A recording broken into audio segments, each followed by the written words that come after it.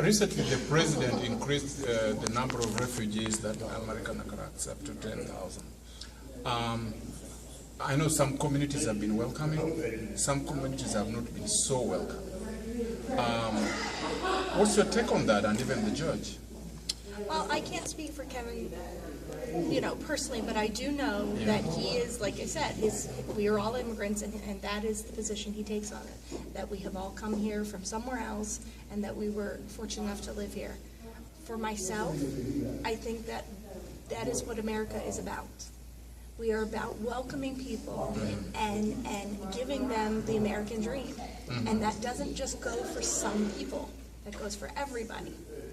And I think that we have to remember that we are a nation of immigrants. And it is hypocritical to say that we won't accept immigrants now when our grandfathers, great-grandfathers, and so on, were welcomed into Ellis Island. Who are we now to say it's not okay? Because we are a nation that was built on immigrants. Yeah, and even the president, his father was just a student here. Yes, exactly.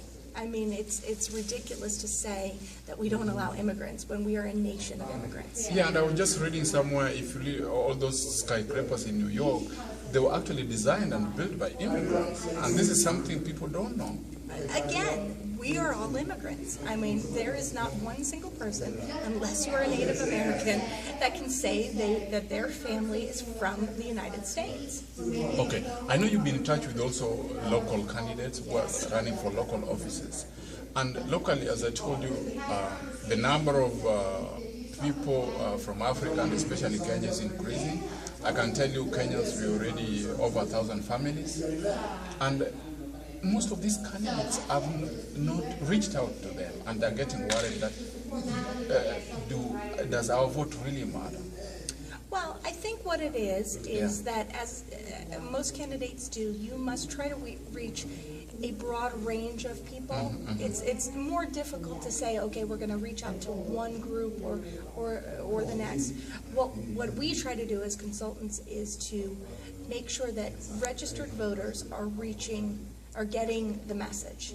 Okay. So we may not reach out to a specific nationality group, whatever, but we're reaching out to registered voters. So if they are registered voters, they are receiving this information. I don't know, you are not in the council, but I know the regional organizations, like one of them being the Kenya. I don't know, when they're discussing their budgets, do they have this regional representation within?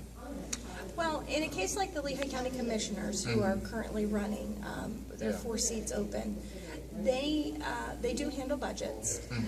They handle, theirs are more of a county issue as far as, the prisons, the nursing homes, things like that. They don't handle the budget of groups, so to speak.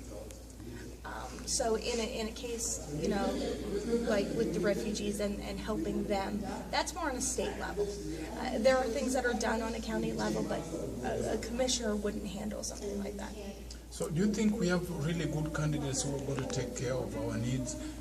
And our needs, I'm talking about the immigrants who live around here. Well, I can say this from personal experience, that the Democrats that are currently running in Lehigh County are much more concerned with the everyday person, including immigrants, than the Republicans that are currently in office or running for office.